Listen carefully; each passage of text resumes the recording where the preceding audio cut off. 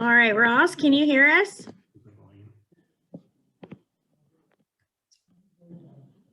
Okay, can you hear me now? Can y'all hear us? Yes, we have you. Sorry, I think there was a Your earbuds. some sound delay. 1 second. All right. Well, thank you both for joining us here for a special Mother's Day edition of our weekly media availability, heading into Darlington. You gonna run and throw him out in the grass? I don't know what. The earbuds were connected, so he was trying to get him to disconnect. So it was all Can going you hear through us there. now? Can you hear us? Let's see. Not yet. Unmute your speaker. How do I unmute my speaker?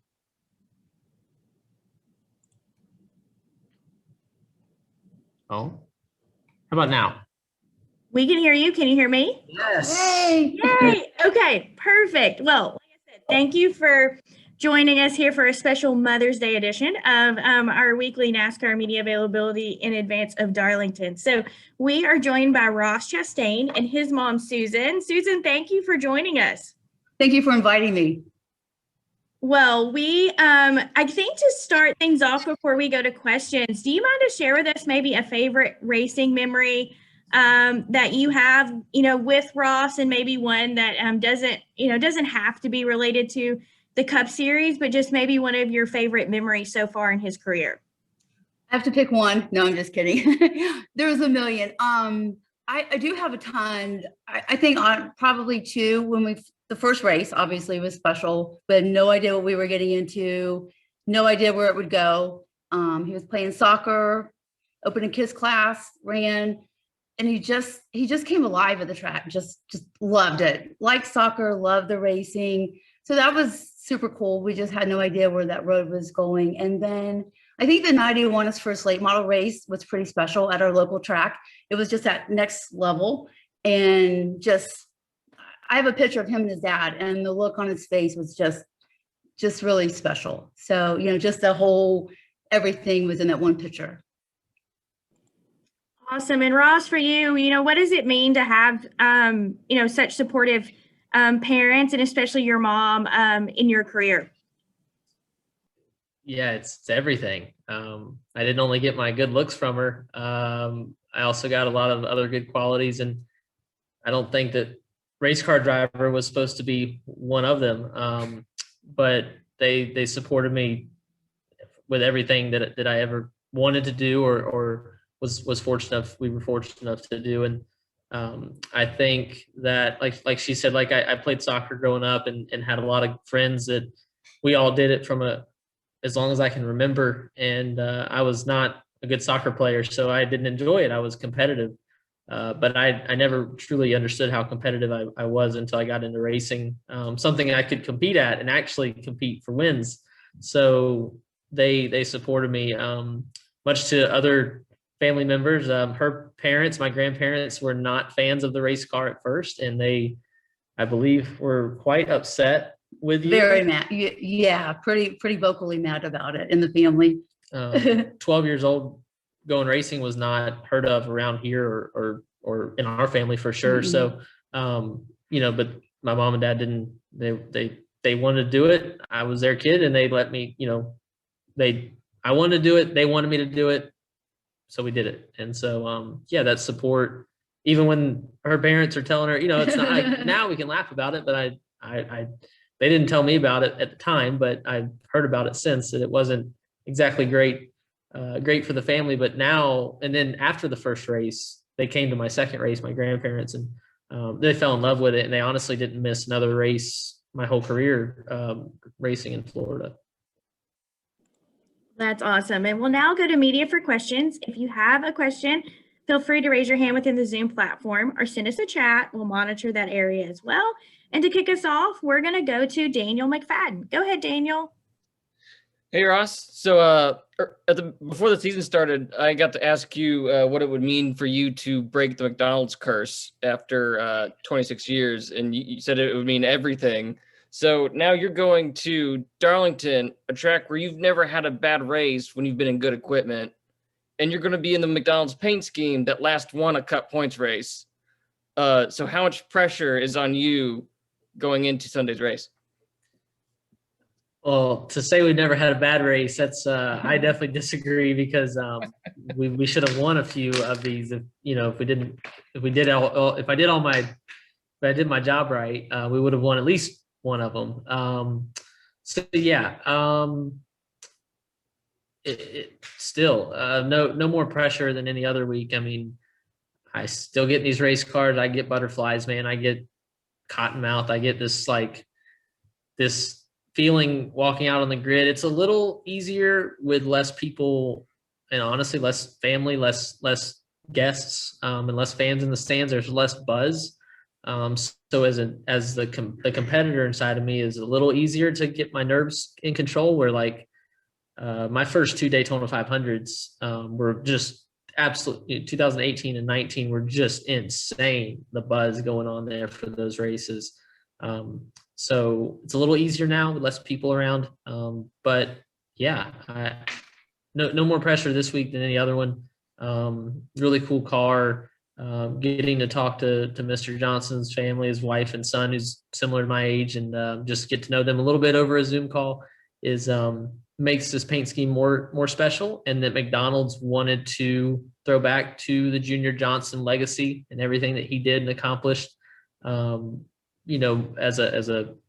a guy larger than life to me in this sport and in life, and looking at the things he's done now, that I have a reason to really dig in. And I think that's the important thing about this throwback weekend, is to truly try to understand what was life like for these guys and girls back in the day, and more than just a paint scheme, get to know them a little bit.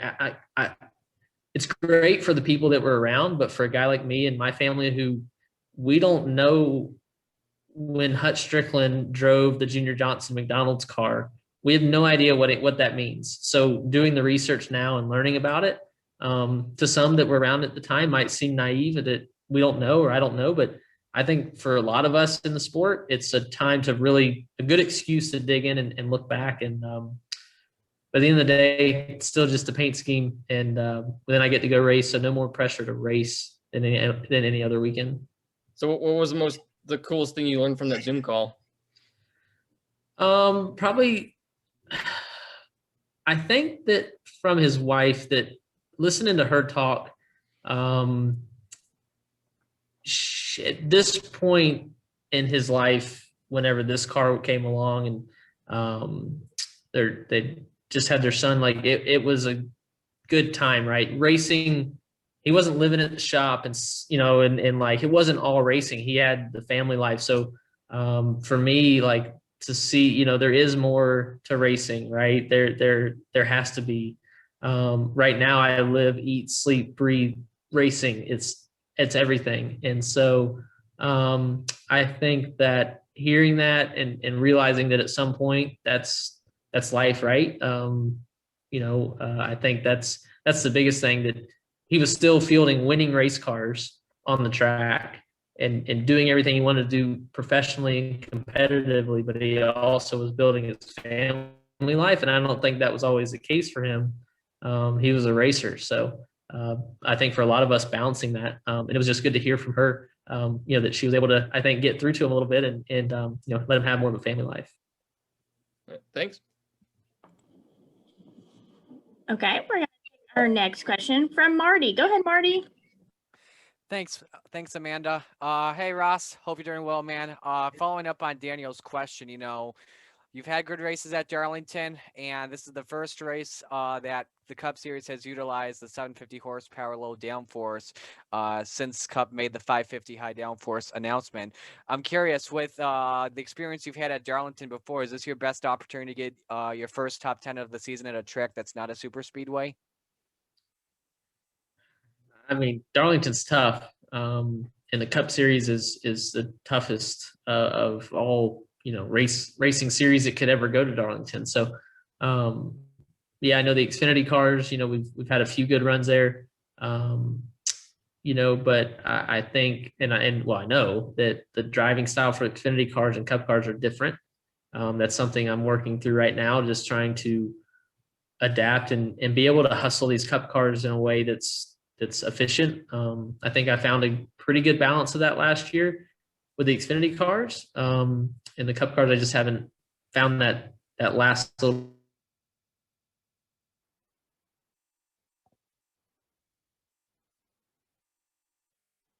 limit and making one of the tires or two of the tires mad. And Over driving, just driving too hard. So, no, I don't. Can you hear me? yeah, I still got you. You were breaking up there for a moment. Okay. No, I thought we had a good shot to run top 10 at Kansas if I get a good restart there towards the end, so same at Darlington, just go do our job. And then just as a follow-up, when driving the Ganassi car in 2018 in that Xfinity race, is there any leftover data that the shop has that you guys are looking back in advance of this weekend? I'm gonna say no, and I'm gonna say that two parts. One, that was my first time in the CGR car. We had practice, we had qualifying, so we had a lot of we had time to get up to speed. But I've changed as a driver since then, and I've evolved, and setups have evolved, and this is a totally different car. So I know my mental notebook and my personal notebook. I know what mistakes I made that day. I know certain things and just trends of the track. That's more what I look at, is how did it take rubber? How were those guys better than me? Really the second half of my Xfinity races there is where I've been the weakest. I've been better in the first half, and I haven't necessarily kept up with the track and the adjustments needed. So that's more what we look at, not versus car setup. It's more track trends and how it takes rubber. Awesome. Thanks for your time, Ross. Good luck this weekend, and happy Mother's Day, Mrs. Chastain. Thank you. Okay, our next question will come from Dustin Long. Go ahead, Dustin. Thank you. This is for Susan.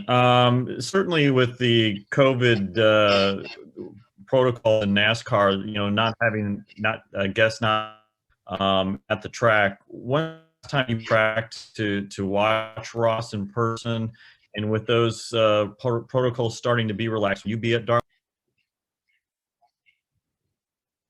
I will not be at Darlington. I will be working. But we have been able to go to quite a few tracks this year and just finagle whatever allowances NASCAR had. We camped at the ones in Florida. We've just tried to adjust to it, and I've been to a few. I was at Talladega, so I kind of had to pick Talladega, Darlington, and it just worked to go to that one. So we've been able to do quite a bit, and just grateful for the that there are some allowances and that kind of thing. We've just rolled with it. Just happy to be wherever we are. If we're watching from home or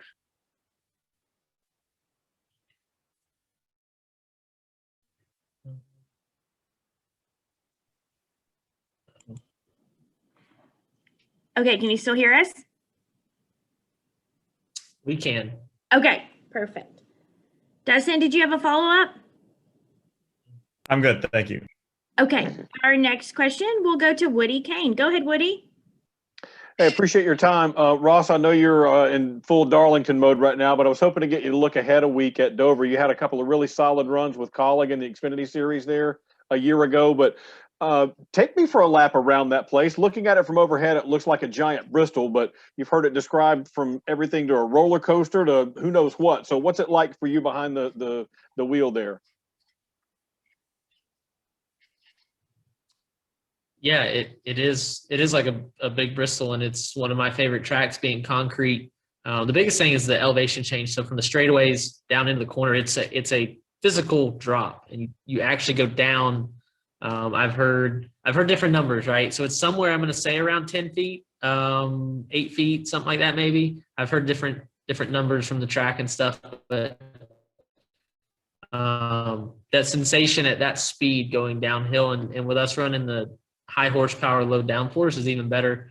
Means more off throttle time. Means we're lifting, we're sliding. We'll hopefully be able to move up the track. But a lot of bumps. So picture going across a concrete bridge, right, on any interstate in America. You go over the overpass, you go over the bridge, you get that up and down, up and down, up and down 2 or 3 times. Well, we do that in a split second, and we do it all the way around the track. And so our shocks, you'll hear people talk about, I've heard guys, I watched the races growing up, you're talking about, it felt like the tires were basketballs. And it's true. It's like you feel like you're just bouncing and bouncing and bouncing, and having a good spring and shock package and, control and attitude of your car there is really, really key. Let alone it trying to smash down and go through that concrete. When Mr. Joseph, when Melvin Joseph, when they were building that place, they sure had a vision, because it is one of a kind. Thank you. Appreciate your time. Yeah. Okay, our next question will come from Tucker White. Go ahead, Tucker. All right, Ross, this past weekend at Texas, a big conversation amongst the IndyCar drivers was the effect that PJ1 had on the racing there. Graham Rahal in particular said that it was like just made the track slippery, and it was like walking on ice. Now, compared to like your races there, with how long they've been using the PJ1 at Texas, how much does that differ from the experiences they had this last week at Texas? Yeah, they're in a lose situation. I've felt for those IndyCar guys, because I know what it's like when that spray, whatever that you want to call it, when it reacts bad with your tire, it is the worst feeling in the world. It's like driving on black ice, hydroplaning, whatever. It really is a terrible feeling, because you lose control. And as a race car driver, that's, for me personally, that is the moment that I dread. I dread the moment I lose control. And that's usually when you're crashing, right? And you know you're going to wreck. You know you're not driving the car anymore. And so I think for the IndyCar guys, it was constant. Like, they were constantly on edge. They go around there so fast at Texas anyway. I think the previous configuration of the Texas track was perfect for IndyCar. It was better for us too, right? And so I don't envy those guys in a doubleheader too, like knowing you got to go to sleep and wake back up and do it again. I don't think they got much sleep between the races, and I wouldn't have either. I think they've got some work to do over there, to not get in those situations. Like, I know they want to race at Texas and stuff, but if we're spraying the sticky spray on it, it's sticky for us when we get it activated just right. We drag the tires and we apply it. And we've got it pretty scienced out for NASCAR. If I was an IndyCar driver, of any kind of status above where I'm at, I would be raising my hand like, we don't need to be doing this, because I don't think the racing. I didn't watch much of the weekend, but from a driver's point of view, it's hard to charge and make a pass when there's an ice, sheet of ice a foot away from you. All right, thank you. Okay, we have one follow-up question here from Daniel McFadden. Go ahead, Daniel. Yes, this is for Miss Chastain. With everything that Ross has been through in the last 5 years, and struggling to get into a actual solid competitive cup ride, what was it like for you to find out from him that he was finally going to be in the number 42 car for Chip Ganassi Racing, and finally reach this peak of his career this year?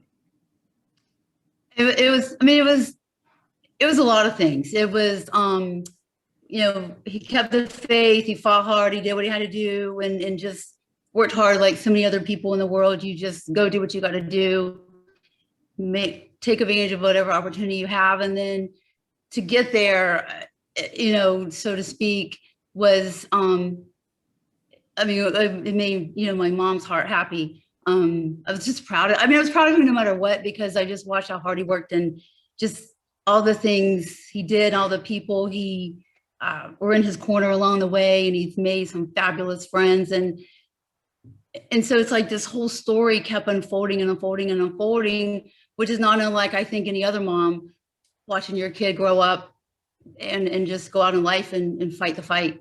But to get this ride, it was like, yes, I was really, really happy for him, because I knew how hard he'd worked. I'd seen all the ups and downs, and we've lived through it.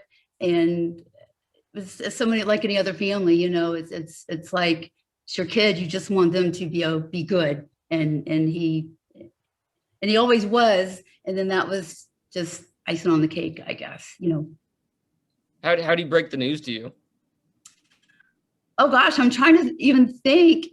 I guess I'm trying to even think. Did you call us? I guess you called. You know, he was in North Carolina. We're here. I'm sure it was a phone call. I don't think it was in person. So, you know, things might be unfolding, but you never really know where everything's going. And then, you know, yeah, I'm sure it was just a phone call. I should probably remember that moment, but I guess I don't. That's okay. Thank you. Okay, we're going to take our next question from Bob Popris. Go ahead, Bob. Yeah, this is for Susan. Do you like his watermelon smash celebrations, or do you feel like it's a waste of good family watermelons? I love it. I love it. I think that I love it. I think because it came from his heart. It came from him. It just came as a kind of it's Ross. It wasn't like an orchestrated thing or hey, let's go do it. Just kind of. And I was at that race. We were there, and actually some very good friends of ours that watched Ross grow up, their son used to race him at Punta Gorda, and they ended up coming to Vegas. And so we were there, got to be there for the win. So just that whole, everything built up to that watermelon smash moment. I love it. And I think it's great. And I watch all the kids simulated on or reenacted on you know, the internet or, you know, their posts, and the kid that introduced the other day at Talladega. I think it's fabulous. I love it. Thank you. All right. Well, Ross, Susan, thank you both for joining us. We really appreciate it. And Susan, I've already shared with me that you are a nurse. So thank you for all that you bring to the table in helping people. And we really appreciate, especially this last year, how much nurses mean to us. So thank you for that. You're welcome. It's truly my pleasure. I went back to school late in life. I was a teacher. Now I'm this, and I've loved both careers, and I love it. I got to work tonight, and I'll tell my patients, say I've been their ear about my kiddos and stuff, and because we're with them a long time. So you're more than welcome. Oh, well, thank you for that. And Ross, good luck this weekend in Darlington as well. All right. Thank y'all. All right. Until